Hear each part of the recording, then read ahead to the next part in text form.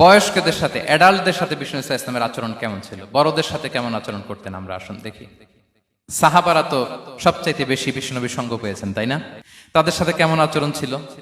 যে আয়াতটি দিয়ে আমি শুরু করেছি, আল্লাহ বলেছেন ফাবিমা রাহমাতিম মিনাল্লাহি লিনতা লাহুম ওয়ালাউ কুনতা ফাযযান গালিযাল কলবি লানফাদ্দু মিন হাওলিক। সাহাবারা বিষ্ণুনবীর এত ভালোবাসা পেয়েছেন, এত সুন্দর আচরণ পেয়েছেন, তারা বিষ্ণুনবীকে সবসময় আগলে রাখতে চাইতেন, ঘিরে থাকতে চাইতেন, তার সঙ্গ ছাড়তে চাইতেন না। পড়েন সুবহানাল্লাহ। বাসায় ভাল লাগে না, বিষ্ণুনবীর কাছে চলে যেতেন। ওয়াইফের সাথে মনোমালিন্য, নবীর দরবারে চলে যেতেন। এমনকি কোন সাহাবীর পেটে যদি ক্ষুধা লাগতো, ঘরে খাবার না থাকতো, তারা বিষ্ণুনবীর কাছে চলে যেতেন। তারা বলতেন নবীর চেহারার দিকে তাকিয়ে থাকলেই আমাদের ক্ষুধা মিটে যেত। আগলে রাখতেন সবসময় বিষ্ণু ইসা ইসলামকে। আর সবসময় বিষ্ণু ইসা ইসলাম একটা স্মাইলিং ফেস নিয়ে তাদের সাথে কথা বলতেন। মুচকি হাসবেন।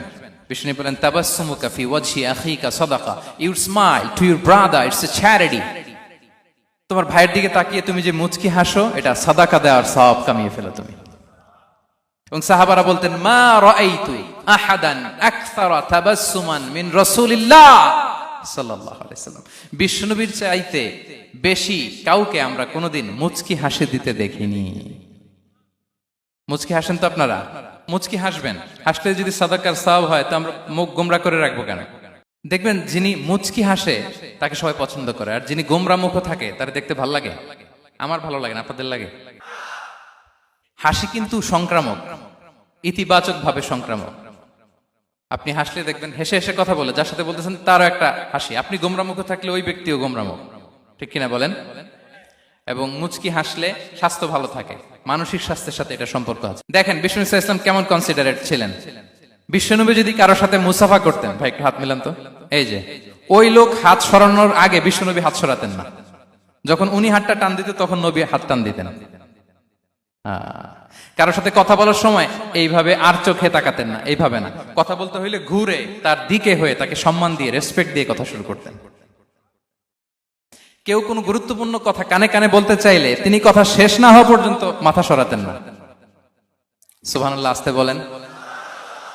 আল্লাহু আকবার, আল্লাহু আকবার। একটু মিলিয়ে নেই, আসলে কি আমরা পারি এত চমৎকার আচরণ উপহার দিতে? কতটা কনসিডারেট ছিলেন দেখেন। এক বেদুইন, অক্ষর জ্ঞানহীন মানুষ, সভ্যতার ছোঁয়া তার মধ্যে লাগেনি। সে মসজিদে নববীতে ঢুকে একবার মসজিদে নববীর মাঝখানে পেশাব করা শুরু করলেন। কি করা শুরু করলেন? কোথায়? টয়লেটে? কোথায়? ইসলামের সবচাইতে দ্বিতীয় সবচাইতে পবিত্র জায়গা বিশ্বনবীর মসজিদের মাঝখানে। সাহাবারা তাকে মারতে উদ্ধত হলেন। বিষ্ণু বললেন দাও, থামো থামো, এই থামো থামো। কারণ প্রস্রাব করার সময়, টয়লেট করার সময় হুট করে কাউকে ধমক দেওয়া যায় না, ডাকা যায় না, দরজায় বড় নক করা যায় না। করলে তার ক্ষতি হতে পারে, এটা করবেন না। বিষ্ণু বললেন দাও ওয়া হারিকু আলা বাউলিহি সাজলান মিন মা, এই রাখো রাখো, বেচারাকে পেশাব করতে দাও, করতে দাও, করতে দাও, পেশাব করতে দাও। সে পেশাব শেষ করলো। বিষ্ণু বললেন এক বালতি পানি ঢেলে দাও। এই এক বালতি পানি বালুতে মিশে জায়গাটা পরিষ্কার হয়ে যাবে। এরপর বিষ্ণু ইসলাম বললেন ফা ইন্নামা বুইসতুম মুয়াসসিরিন ওয়া লাম তুবআসু মুআসসিরিন, তোমরা এত কঠোর হচ্ছ কেন? আল্লাহ তো তোমাদেরকে কঠোর করে পৃথিবীতে পাঠাননি, সহজপন্থী করে আল্লাহ তাআলা আমার এই উম্মতকে পৃথিবীতে পাঠিয়েছে। পড়েন সুবহানাল্লাহ। দেখেন কত চমৎকার আচরণের ছিলেন। এবং পরে লোকটাকে বুঝিয়ে বললেন, সে কালিমা পড়ে মুসলমান হয়ে গিয়েছে। আল্লাহু আকবার। এই ছিল বিষ্ণু ইসা ইসলামের ইন্টারাকশন সাহাবাদের সাথে। এবং সাহাবাদের জন্য তিনি দোয়া করতেন প্রাণ ভরে। প্রিয় ভাইরা, দোয়া চাওয়া, দোয়া করা দুটোই সুন্নাহ। প্রাণ ভরে তিনি সাহাবাদের জন্য দোয়া করেছেন। বিষ্ণু ইসা ইসলাম একবার ওয়াশরুম সেরে এসে দেখলেন কে যেন অজুর পানি রেখে গিয়েছে। জিজ্ঞেস করলেন কে রেখেছে? বলা হলো আব্দুল্লাহ ইবনে আব্বাস রেখে, ছোট্ট আব্দুল্লাহ। বিষ্ণু ইসা ইসলাম খুশি হয়ে গেলেন, হায় রে, সে কিভাবে খেয়াল করলো, আমি এখন ওয়াশরুম থেকে আসলেই তো আমার অজুর পানি লাগবে। খুশি হয়ে একটা দোয়া করলেন তার জন্য। তিনি বললেন আল্লাহুম্মা ফাক্কিহহু ফিদ্দীন ওয়া আল্লিমহু তা'ওয়িল, মানে হে আল্লাহ, আপনি তাকে দ্বীনের জ্ঞান দেন এবং কোরআনের ব্যাখ্যা তারে শিক্ষা দেন। বিশ্বনবীর এই দোয়া এমন ভাবে কবুল হয়েছে, এই আব্দুল্লাহ ইবনে আব্বাস যত মুফাসসির পৃথিবীতে আসবে সকল মুফাসসিরদের সম্রাট হিসেবে আল্লাহ তাকে কবুল করেছেন। বিশ্বনবীর দোয়া তারা পেয়েছেন। উম্মে সুলাইম রাদিয়াল্লাহু তাআলা আনহা, আনাস রাদিয়াল্লাহু তাআলা আনহুকে নিয়ে আসলেন, বললেন নবী হে, আপনি এসেছেন, আমরা যে এত খুশি মদিনাবাসী, সবাই দেখে আপনার হাতে কিছু না কিছু হাদিয়া দেয়, আমি কি দিব? কিছু দেয়ার নাই, কিছু দেয়ার নাই, আমি গরিব মানুষ, আমি আমার নার ছেঁড়া ধন, কলিজার টুকরা আনাস, আমার শিশু সন্তানটারাই আপনারে হাদিয়া দিয়ে দিলাম। খোয়াই দিমুকা আনাস, নবী হে, সে আপনার ছোট্ট খাদেম হবে, আপনার কাজ করে দিবে। উদুল্লাহ আলাহ, আপনি তার জন্য একটু দোয়া করেন। বিষ্ণুনবী দোয়া করলেন, কি দোয়া করলেন? আল্লাহুম্মা আকসির মালাহু ওয়া ওয়ালাদা, আল্লাহ আনাসের সম্পদও বাড়ায় দাও, ওয়া ওয়ালাদা, তার সন্তানও বাড়ায় দাও। দেখেন এই দোয়ার কি বরকত। এই দোয়ার বরকতে আনাস বলে, মদিনাতে যত খেজুর বাগান ছিল সবগুলো খেজুর বাগানে বছরে খেজুর হতো একবার, কিন্তু নবীর দোয়ার বরকতে আমি আনাসের বাগানে খেজুর হতো বছরে 2 বার। আর উনার সর্বসাকুল্যে ছেলে মেয়ে ছিল, কোন বর্ণনায় 78 জন, কোন বর্ণনায় 80 জন। আমাদের পুরো বংশে আছে 80 জন, কথা বলেন, আপনার পুরো গোষ্ঠীতে 80 জন আছে? উনার শুধু ছেলে মেয়ে, একজনের ছেলে মেয়ে কয়জন? 80 জন। বিশ্বনবীর দোয়া কি ইন্টারেকশন দেখেন, একজন ট্রু লিডারের কি বৈশিষ্ট্য। তিনি সাহাবীদের ভালো গুণ দেখলে তাদেরকে উৎসাহিত করতেন, ইন্সপায়ার করতেন, প্রশংসা করতেন। আবু মুসা আল-আশআরী রাদিয়াল্লাহু তাআলা আনহু, তিনি রাত জেগে চমৎকার কণ্ঠে তেলাওয়াত করতেন। একদিন তার ঘরের পাশ দিয়ে বিশ্বনবী যাচ্ছিলেন, পরের দিন বললেন, আবু মুসা, আমি কিন্তু তোমার কণ্ঠ শুনেছি, বড় সুরেলা গলা তোমার, লাকাত উতিতা মিজমারান মিন মাজামিরি আলি দাউদ, দাউদ নবীর গলায় আল্লাহ যে সুরের ঝংকার দিয়েছেন, এই উম্মতের মধ্যে আল্লাহ তোমার গলায় সেই সুরের লহরী ঢেলে দিয়েছেন। আচ্ছা বলেন, নবী যদি প্রশংসা করে যে তোমার তেলাওয়াতটা খুব সুমধুর হয়েছে, তার কেমন লাগবে বলেন তো? আচ্ছা নবী বাদ দেন, শায়েখ আব্দুর রহমান আস-সুদাইস এসে যদি আপনারে বলে তোমার কণ্ঠটা তো বড় মিষ্টি, কেমন লাগবে আপনার? আর স্বয়ং বিশ্বনবী যদি বলে, সুবহানাল্লাহ পড়বেন না? আল্লাহু আকবার। এইভাবে ইসলাম সাহাবাদেরকে উৎসাহিত করতেন। মাঝে মাঝে প্রশ্ন করতেন, তাদের অ্যাটেনশন গ্রো করার জন্য তিনি প্রশ্ন করতেন। একবার বলেন দেখি, কে বলতে পারে ইন্না মিনাশ শাজারি শাজারা লা ইয়াসকুতু ওয়ারাকুহা মাসালুহা মাসালুল মুমিন, একটা গাছ আছে, এই গাছের পাতা ঝরে না, এর দৃষ্টান্ত মুমিনের দৃষ্টান্ত। কে পারো দেখি? কোন সাহাবী পারে না, কারণ তারা ভাবতেছিল দূরের ওই সিরিয়ার কোন গাছ হবে, অমুক জায়গার মরুভূমির গাছ হবে, ঘরের পাশে যে খেজুর গাছ ওইটা আর কেউ ভাবে না। ভাবছে প্রশ্ন যেহেতু করছে, এত সহজ উত্তর হইলে তো প্রশ্ন করার কথা ছিল না। তারা এইটা বলে, ওইটা বলে, ক্যাকটাস, গুলমলাতা, ওই গাছ। নবী বলে না, ইন্নাহা আন-নাখলা, এটা খেজুর গাছ। কি গাছ? তো আব্দুল্লাহ ইবনে ওমর তখন খুব ছোট, তিনি মনে মনে ধরে ফেলছিলেন, কিন্তু ভয়ে বলে না। তো বাসায় যে ওমর রাদিয়াল্লাহুকে বলে, আব্বা আপনারা কেউ পারেন না, আমি তো জানতাম এটা খেজুর গাছ, তো বললা না যে? আব্দুল্লাহ বলে, আপনি পারেন না, অন্যান্য সাহাবারা বাচ্চা ছাড়া কেউ পারে না, আমি কেমনে কই? ওমর রাদিয়াল্লাহু বললেন, আজকে যদি তুমি বলতে পারতে, লাল উট পেলে আরবরা যে যত খুশি হয়, আমি তার চেয়েও বেশি খুশি হয়ে যেতাম। নবীর সামনে আমার বুকটা এত বড় হয়ে যেত। আল্লাহু আকবার। দেখেন, প্রশ্ন ছুড়ে দিয়ে মনোযোগ আকর্ষণ করতেন সাহাবাদের, রসিকতা করতেন মাঝে মাঝে, রসিকতা। এক সাহাবী বলেন, ইয়া রাসূলুল্লাহ, আমার চলতে বড্ড কষ্ট হয়, আপনি যদি দয়া করে আমাকে একটা উট দিতেন, তাহলে আমি রাইড নিতাম এটার উপরে, এটা দিয়ে চলতাম, সফরের কষ্ট কমে যেত। বিষ্ণু বলেন, যাও, ঠিক আছে, তোমাকে একটা উটের বাচ্চা দিব। কি দিব? সাহাবী বলেন, ইয়া রাসূলুল্লাহ, আমি চাইলাম কি আর আপনি বললেন কি? আমার তো লাগবে এমন উট যেটা দিয়ে মরুভূমিতে চলা যায়। বিষ্ণু বলেন, ওই উটটাও তো অন্য কোনো না কোনো উটের বাচ্চা। সুবহানাল্লাহ পড়বেন না? ছোট্ট কথা, দেখেন কি রসিকতা, কি সেন্স অফ হিউমার। সুবহানাল্লাহ। সাহাবীদের সাথে এক কাতারে মিশে কাজ করতেন, নিজ হাতে সাহাবীদের সাথে মিশে কি করেছেন? মসজিদে নববী নির্মাণ করেছেন। 5ম হিজরিতে নিজে মরুভূমির বালু খনন করে পেটে পাথর বেঁধে পরীক্ষা খনন করেছেন সাহাবীদের সাথে। True leader. শুধু তাই নয়, সাহাবারা ভালো পরামর্শ দিলে সেটা অ্যাকসেপ্ট করতেন। আমাদের মধ্যে অনেকের একটা ইগোইস্টিক ঝামেলা আছে, বাড়ির কাজের মেয়ে বলছে, কাজের ছেলে বলছে, এই আমার স্টাফ বলছে, এটা আমি কেন শুনবো? এরকম একটা মেন্টালিটি অনেকের আছে না নাই? অনেক সময় তাদের মধ্য থেকেও ভালো পরামর্শ আসতে পারে না? বলেন পারে কিনা? বিশ্বনবী দেখতেন, কেউ ভালো পরামর্শ দিলে সেটা পিক করতেন, নিয়ে নিতেন।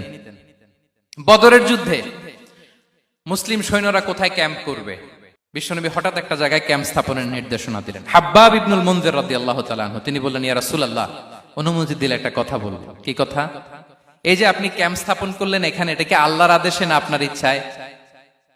নবী বললেন, আমার ইচ্ছা, এটা আল্লাহর আদেশ নয়। তাহলে ঠিক হয় নাই, লোকেশন সিলেকশন ঠিক হয় নাই। তাহলে কোথায়? হাব্বাব বললেন, ইয়া রাসূলুল্লাহ, ওই যে কূপ দেখা যায় ওখানে, দ্যাটস আওয়ার লোকেশন, ওখানে করলে ভালো হবে। কেন? বলতেছে আমরা ওখানে ব্যারিকেড দিয়ে রাখবো, পানি আমাদের কন্ট্রোলে থাকবে, কুরাইশরা পানির অভাবে যুদ্ধ ছাড়াই মরবে, আমরা পানি খেয়ে যুদ্ধ করবো। সুবহানাল্লাহ বলেন। বিশ্বনবী সাথে সাথে হাব্বাবের কথা মেনে নিলেন, বলে যে না, আমি যে ডিসিশন দিয়েছি সৈন্যদের মধ্যে আবার ছড়িয়ে দাও, we should change our location. আল্লাহু আকবার। তাহলে সাহাবাদের সাথে ইন্টারেকশন কি ফ্র্যাঙ্কলি, কি ওপেন মাইন্ডেড, সুবহানাল্লাহ বিহামদিহি। তাহলে শিশুদের সাথে গেল, বড়দের সাথে, সাহাবাদের সাথেও গেল। আল্লাহ। আচ্ছা, 3 নম্বরে স্টাফের সাথে, কর্মচারীর সাথে, সেবকের সাথে বিষ্ণু ইসলাম কি আচরণ করেছেন? বিষ্ণু ইসলামের অনেক খাদেম ছিল, সিরাতে এসেছে। সবার কথা তো বলা যাবে না, একজনের কথা বলি, আনাস রাদিয়াল্লাহু তাআলা আনহুর কথা। আনাস, লক্ষ্মীপুরে আমি এক জায়গায় ওনার কোন একটা ওয়াজ করতে যেয়ে আমি বললাম, আনাস নামটা কেমন লাগে? কারণ অনেকে বাচ্চা নিয়ে এসে বলে, হুজুর নাম রেখে দেন। তাই আমি বললাম, আজকে এখানে নাম দিয়ে দেই আনাস। এই বছর এই লক্ষ্মীপুরে যত বাচ্চা হবে, যাদের মনে চায় আনাস রেখে দিয়েন। 3-4 বছর পরে শুনি আনাস দিয়ে লক্ষ্মীপুর ভরে গেছে। অনেকে আমাকে জানাইছে ছেলের নাম কি আনাস, তো বলে যে ওই যে হুজুর আপনি 19 সালে আমাদের লক্ষ্মীপুরে এসে বলছিলেন, ওই কথা থেকে আমরা, পেটে ছিল বাচ্চা, আমরা নিয়ত করে ফেলছি আনাস রাখবো। আনাস নামটা অনেক সুন্দর না?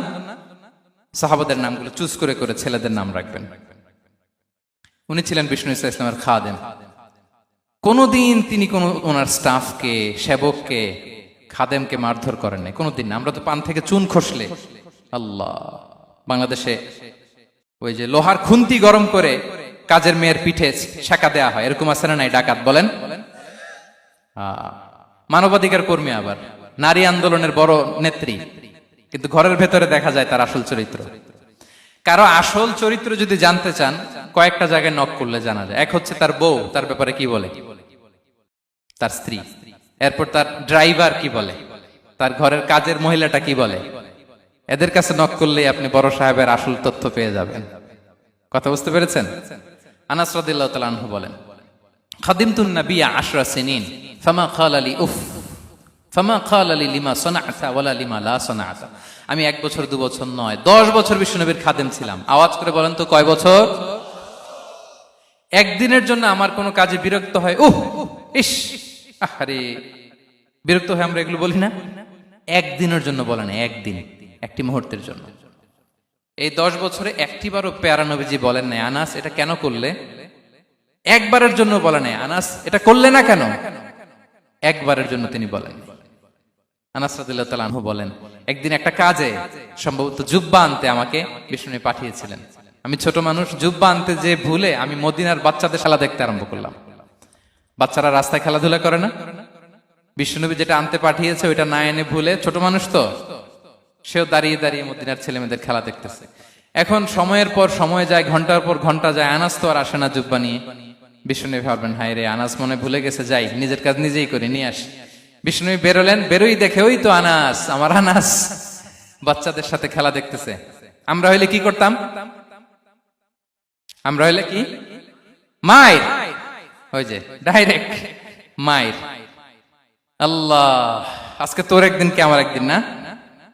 বিষ্ণুনবী গেলেন, তিনিও বাচ্চাদের সাথে খেলা দেখতে শুরু করলেন, কিছুই বললেন না, শুধু আলতো হাতে আনাসের পিঠে হাত রাখলেন, ঘাড়ে, আলতো হাতে।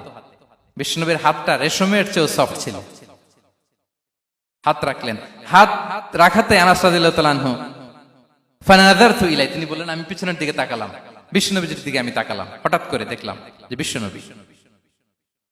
তাকানোর পর পর আমি ভয় পেয়ে গেলাম, কিন্তু বিষ্ণু সাল্লাল্লাহু আলাইহি ওয়াসাল্লাম ধমক দেয় নাই, কিরে আনাস তুই এখানে, এটাও বলে নাই। তাকালাম, ওয়া হুয়া ইয়াদহাক, তিনি একটা মুচকি হাসি দিলেন।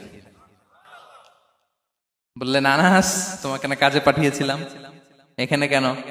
আনাস বলে, ইয়া রাসূলুল্লাহ ক্ষমা করে দেন, আমি যাচ্ছি। আনাস বলে, বিশ্বনবীর সেদিনের মুচকি হাসির শাসন মরার আগের দিন পর্যন্ত আমার এই সোজা রাস্তায় রেখেছে। ভাইরা আমার, শাসন করতে জানলে পিট্টি দেয়া লাগে না, ধমক দেয়া লাগে না, মার দেয়া লাগে না। শাসন করতে জানলে একটা মুচকি হাসি দিয়ে শাসন করা যায়। এবার জানবো স্ত্রীর সাথে আচরণ। স্ত্রী, যার সাথে আমার সম্পর্ক খুবই গভীর, খুবই মজবুত, তার সাথে কেমন আচরণ ছিল? সিরাতে অনেক কথা এসেছে, আমাদের সময় নেই, সংক্ষেপে বলি। স্ত্রীদের তিনি আগে সালাম দিতেন, মসজিদ থেকে ঘরে পৌঁছে দিতেন, ঘরের কাজে সহযোগিতা করতেন, ওটে ওঠার সময় হেল্প করতেন, মাঝে মাঝে স্ত্রীদের পরামর্শও নিতেন। আপনারা এগুলো করেন তো? করেন? এই যে আওয়াজ নাই, পেছনে কিন্তু ভাবিরা বসে আছে সবাই। উল্টা পাল্টা বললে এখানে উইটনেস আছে, খবর আছে আজকে। এগুলো করেন? করেন? হ্যাঁ, করতে হবে, করতে হবে। বিষ্ণু ইসলাম নিজ হাতে ঘরে উটের দুধ দহন করতেন, রুটি সেকা দিতেন, কাপড় সেলাই করতেন, এই কাজগুলো করতেন। এবং আম্মা জান আয়েশা রাদিয়াল্লাহু তাআলা আনহাকে এত ভালোবাসতেন, তিনি বলেন, আমি গোশত খেয়ে ওইটার হাড্ডিটা রেখে দিলে বিশ্বনবী আমার খাওয়া হাড্ডিটা নিয়ে আবার চুষতে শুরু করতেন। আমি গ্লাসের যেখান দিয়ে পানি খেতাম, পেয়ালার খুঁজে খুঁজে বিশ্বনবী ওই জায়গায় ঠোঁট লাগিয়ে পানি খেতেন। মাইমুনা রাদিয়াল্লাহু তাআলা আনহা বলেন যে আমি আর বিশ্বনবী এক বালতি থেকে মগ দিয়ে পানি নিয়ে দুজনে গোসল করেছি। আল্লাহু আকবার, কি চমৎকার আচরণ।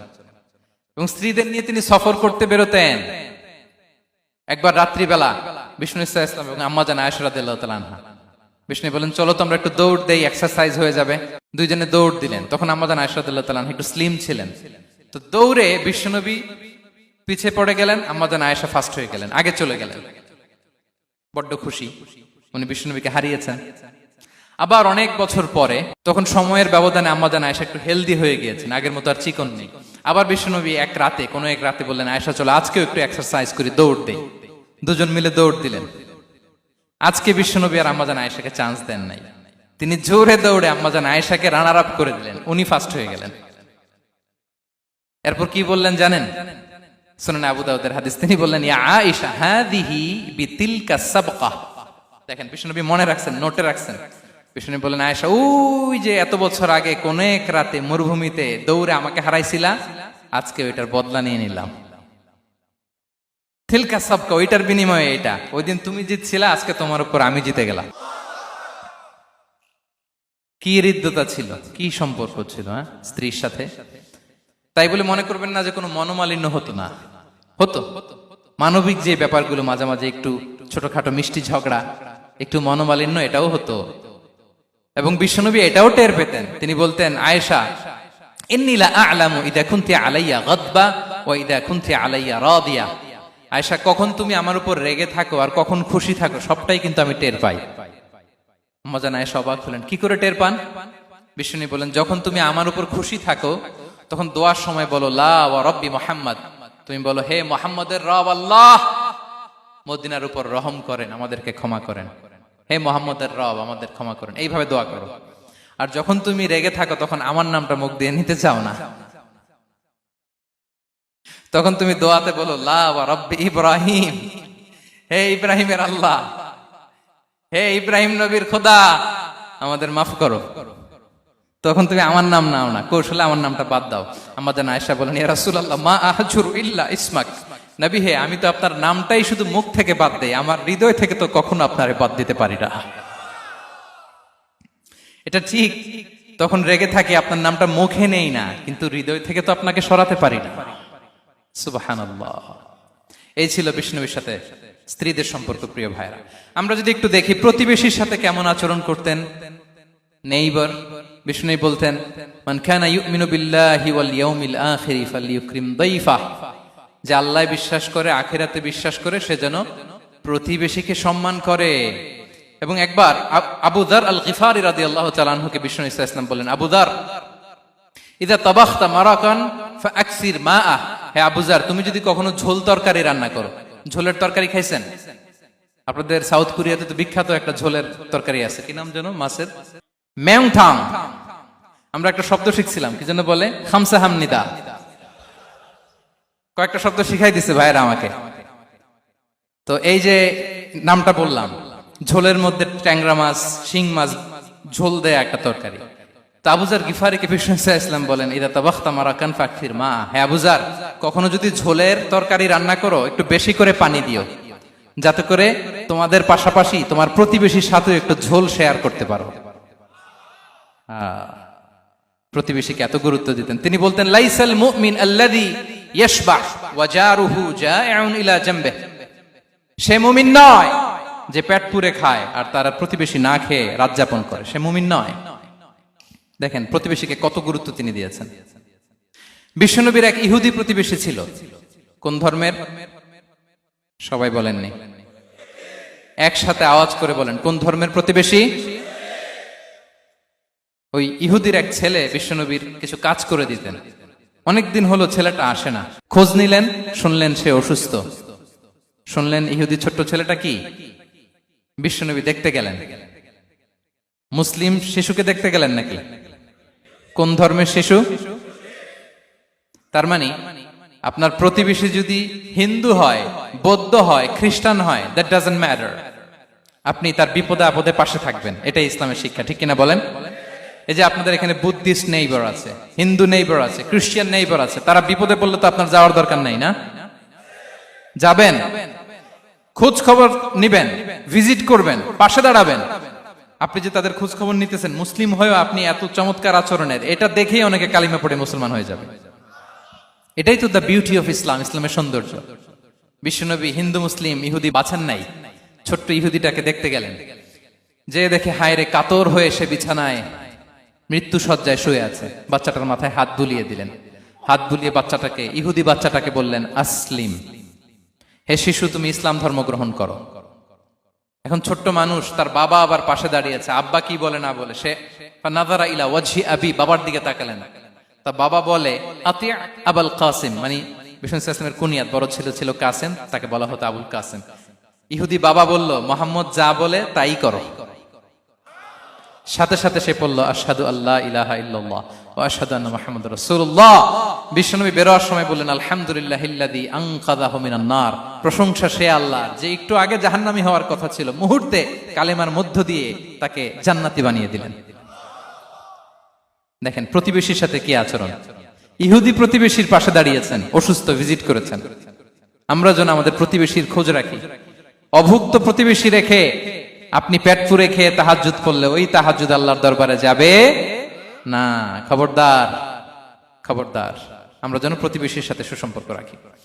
এবার যুদ্ধবন্দীদের সাথে বিষ্ণু ইসলাম কেমন আচরণ করেছেন। যুদ্ধবন্দী, POW, প্রিজনার অফ ওয়ার, যুদ্ধবন্দী পর্যন্ত যুদ্ধ হয়েছে, প্রতিপক্ষ হেরেছে, আমরা জিতেছি, তাদেরকে বন্দী হিসেবে আমরা পেয়েছি, তাদের সাথে ইসলাম কি আচরণ করতে বলে। আমরা তো অনেক যুদ্ধবন্দীদের ইতিহাস জানি পৃথিবীতে। আবু গারিব কারাগারের কথা শুনেছি আমরা ইরাকে, ঠিক কিনা? হ্যাঁ, পশ্চিমারা কি নির্যাতন করেছে। আমরা কিউবার গুয়ান্তানামো বের কথা শুনেছি, কি অমানবিক নির্যাতন তারা করেছে, কি টর্চার সেল তারা ওখানে করেছিল। সম্প্রতি আমরা আমাদের বাংলাদেশে আয়নাঘরের কথাও শুনেছি। তা আয়নাঘরে যাদেরকে টর্চার করা হয়েছে এরা যুদ্ধবন্দী? এরা তো কারাবন্দী, তাও অন্যায় ভাবে। এনফোর্স ডিসঅ্যাপিয়ারেন্স ছিল, অন্যায় ভাবে তাদেরকে গুম করা হয়েছে। অন্যায় ভাবে বছরের পর বছর যাদেরকে এভাবে কষ্ট দেয়া হয়েছে, ফ্যামিলি থেকে দূরে রাখা হয়েছে, কিয়ামতের দিন তাদেরকে আল্লাহ জালেমের কাতারে দাঁড় করাবে।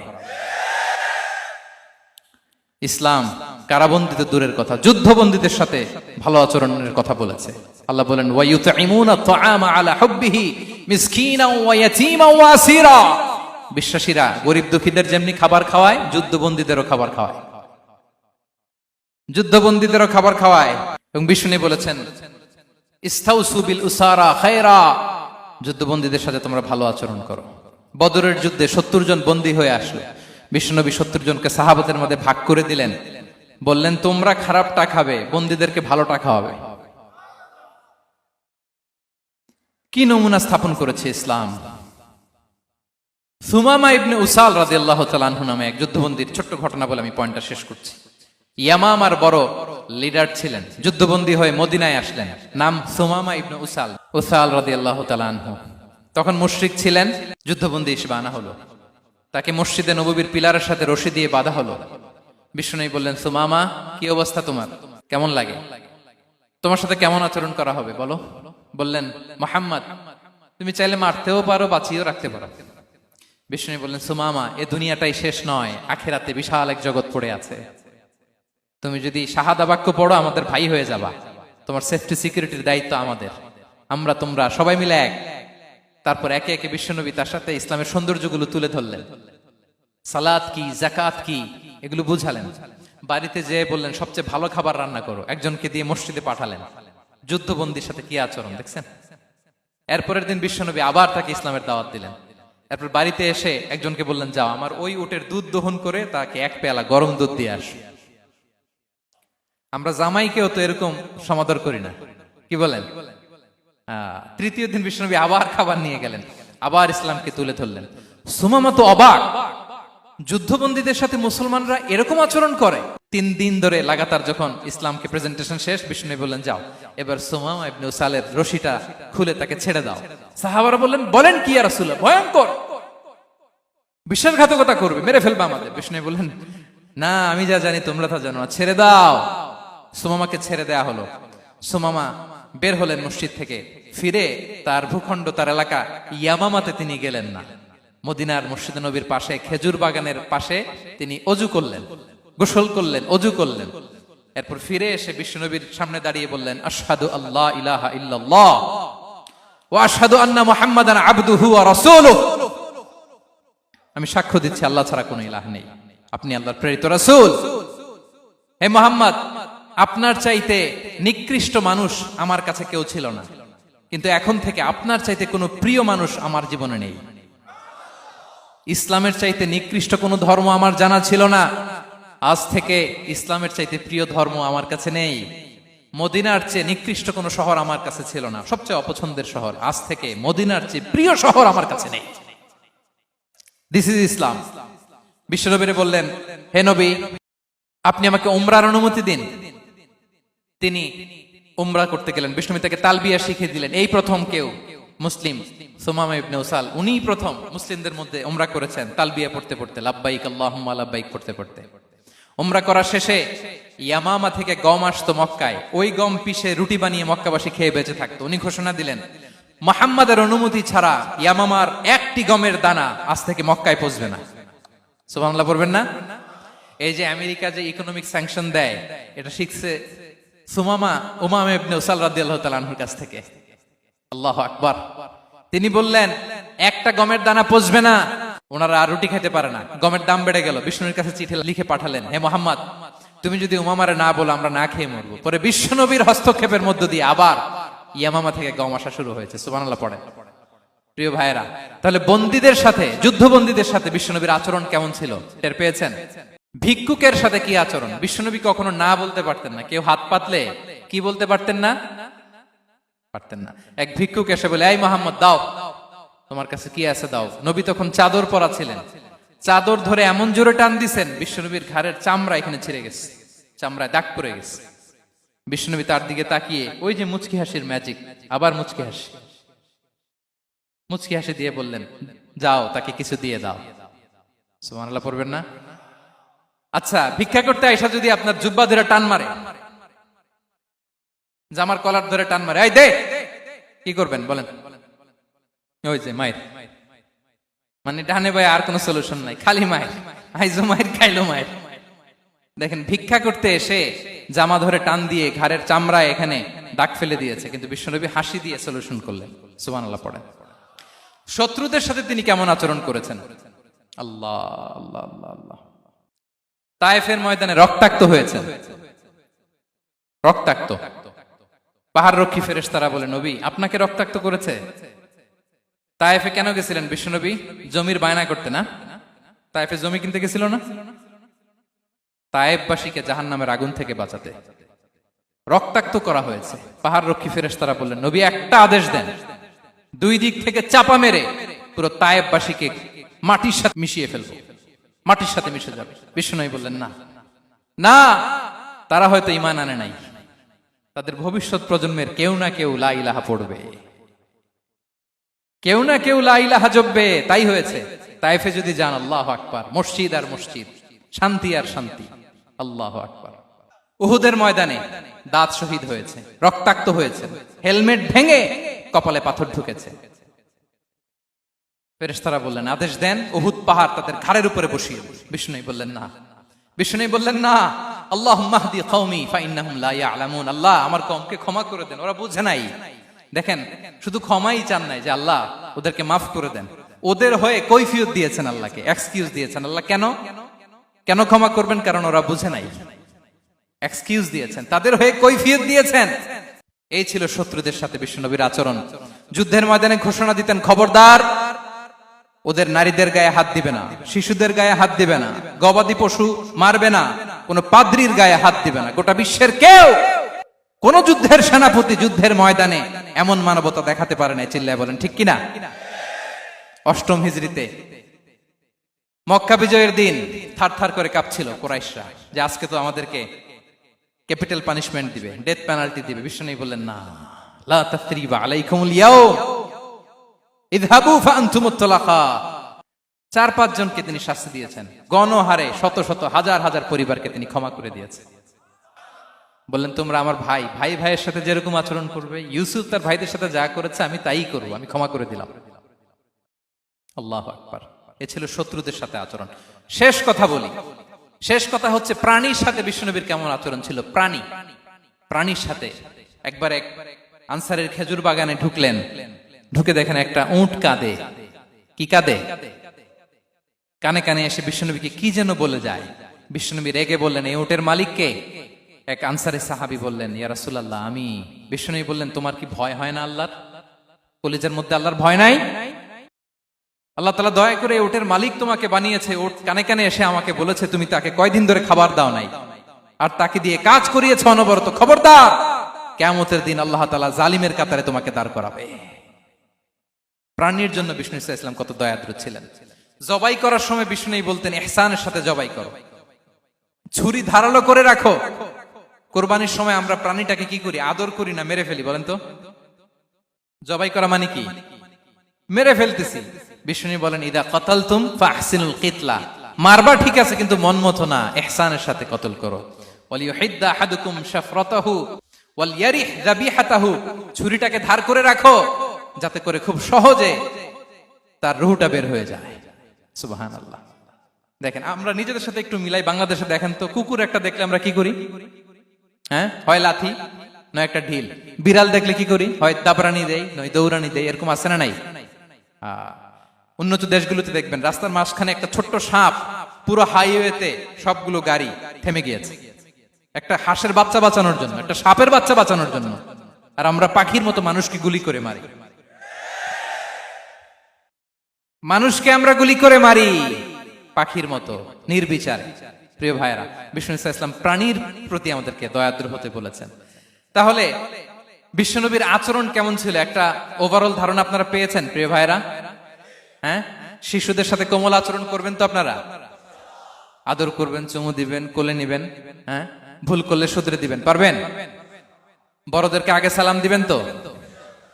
আর কর্মচারী একটা ভুল করলে পিটাইয়া শোয়ায় ফেলবেন, এরকম করবেন না? ভালো আচরণ করবেন।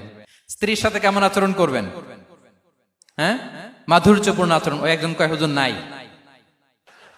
আরে বেটা, হওয়ার পরে কেমন করবা ওইটা বলো না। নিয়ত করে রাখো যে আমরা আমাদের ঘরটাকে জান্নাতি ঘর বানিয়ে ফেলবো, ঠিক কিনা? প্রতিবেশীর সাথে যেন আমরা ভালো আচরণ করি, কারাবন্দীদের সাথে যেন আমরা ভালো আচরণ করি। ভিক্ষুক হাত পেতেছে, স্যার 2 দিন ধরে কিছু খাই নাই, 5টা টাকা দেন। দাঁড়ায় না গ্লাসের সামনে, ওর হাতে থালা, একটা ভাঙ্গা থালা, আর আপনি স্যুট পরা স্যার না, আপনারে গাড়ির এদিক থেকে বের করে ওদিকে ভাঙ্গা থালা দিয়ে বসাইতে আর ওরে স্যুট পরে গাড়ির ভিতরে বসাইতে আল্লাহর কয় মিনিট লাগে বলেন তো? খবরদার, ফরিয়াদির সাথে যেন আমরা খারাপ আচরণ না করি, শত্রুদের সাথে যেন খারাপ আচরণ না করি, কোন প্রাণীর প্রতিও যেন আমরা জুলুম না করি। প্রিয় ভাইরা, বিশ্বনবী এত মাধুর্যপূর্ণ আচরণ করতেন, শত্রু বন্ধু হয়ে যেত। আর আমাদের আচরণ দেখে আমার বন্ধু আমার শত্রু হয়ে যায়, ঠিক কিনা? আমরা যেন আমাদের আখলাককে সুন্দর করি। শুধু নামাজি, শুধু রোজাদার, হাজি সাহেব ইবাদত করি কিন্তু মানুষের সাথে বাজে আচরণ করি, এমনটা যেন না হয়। আমরা যেন সুন্দর আচরণ করে বিশ্বনবীর শেখানো পন্থা এরকম মাধুর্যপূর্ণ আচরণের অধিকারী হয়ে ফি আ'লাল জান্নাতি গরাফা, বিষ্ণু বলেছেন জান্নাতের সর্বোচ্চ স্তরে তারা অ্যাপার্টমেন্ট পাবে। ওই অ্যাপার্টমেন্টের অধিকারী যেন আমরা হতে পারি। আল্লাহ তৌফিক দান করুক। আল্লাহ তাআলা আমাদের সবাইকে কথাগুলো বোঝার আমল করার তৌফিক দান করুক। আল্লাহ তাআলা আপনাদের সবাইকে ভালো রাখুন, সুস্থ রাখুন, নিরাপদে রাখুন।